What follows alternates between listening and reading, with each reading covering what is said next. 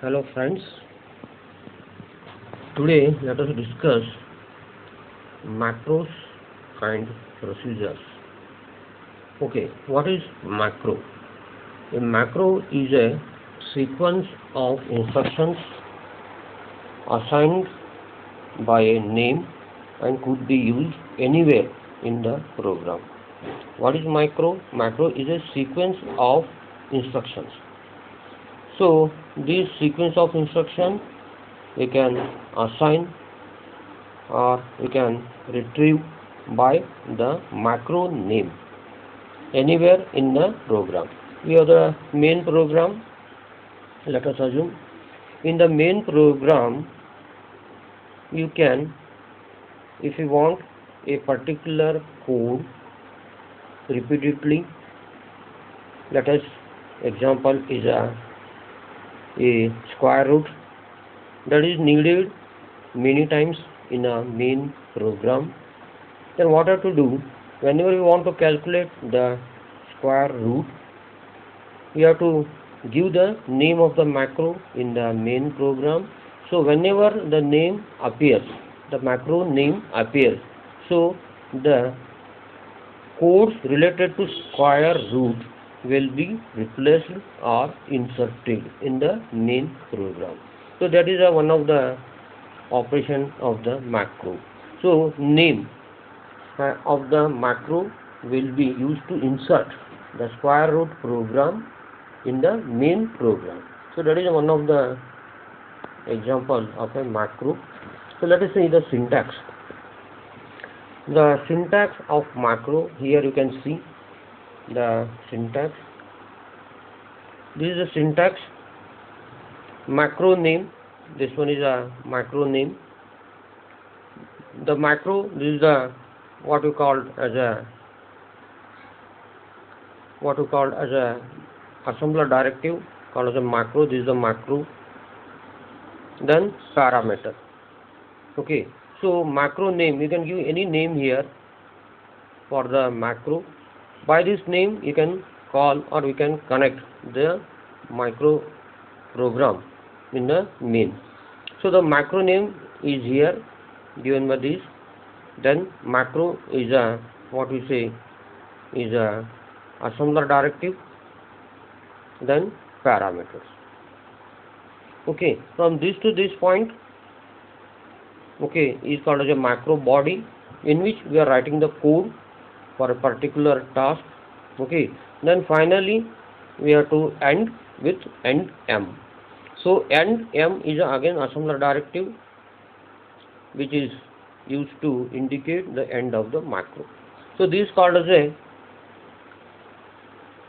syntax, or how to declare the macro.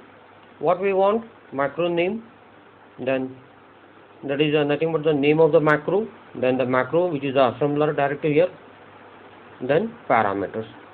Okay, then this is the body, here you have to write the code, then finally you have to end the macro. So that is called as a declaration of a macro. Let us see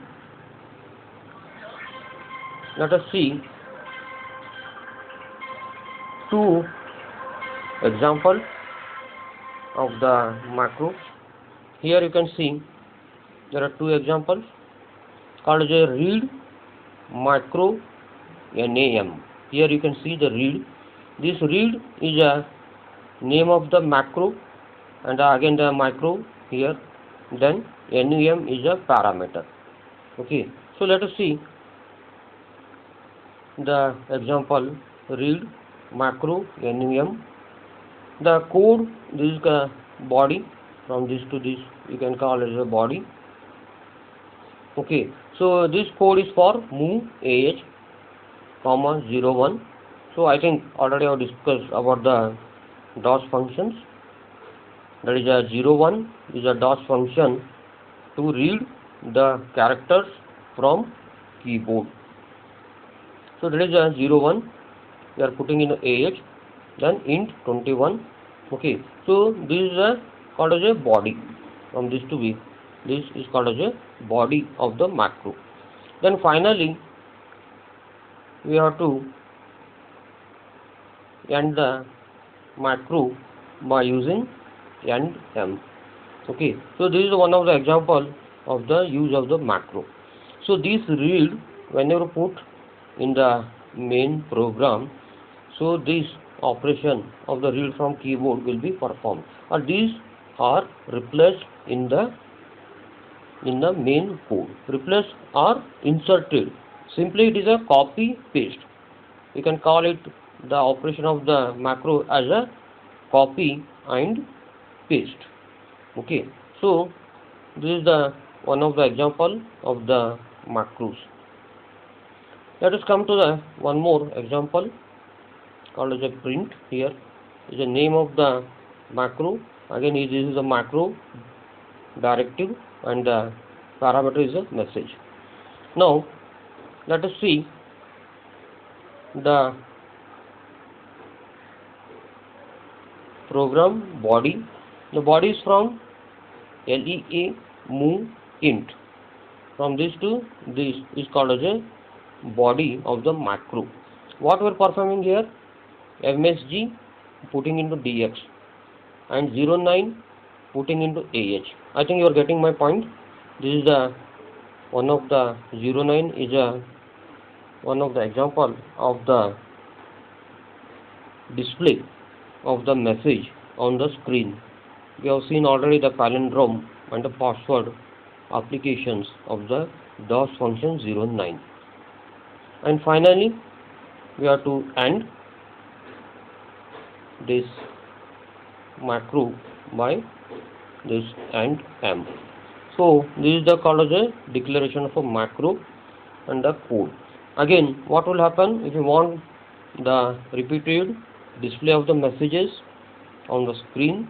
So whenever you want to display the message on the screen, in the main program only you have to write this print. So that print will be connected to this macro and this 1, 2 and 3. These 3 are inserted in the main code. So that is one of the example of a use of the macro. So as I told, this is similar to the copy and paste, like similar to our copy and paste. Reusability is one of the advantage. We are seeing the advantage of the macro.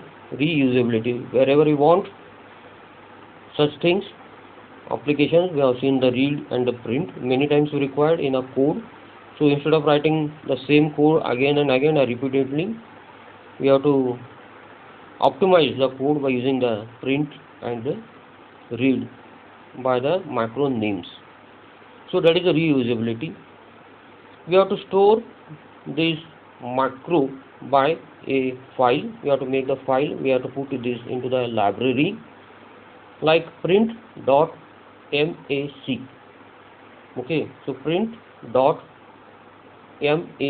So that is the file name, like you can give to a macro.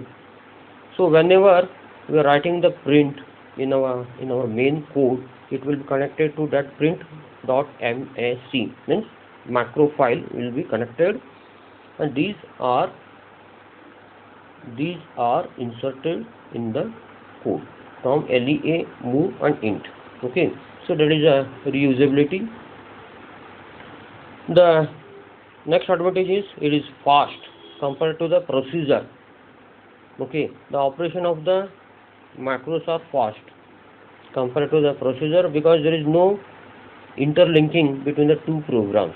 So that is the problem with the procedure. In procedure, what we are doing, we are connecting two files together.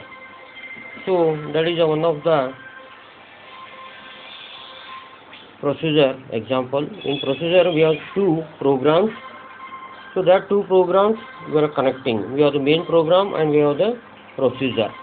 So that is called as a procedure.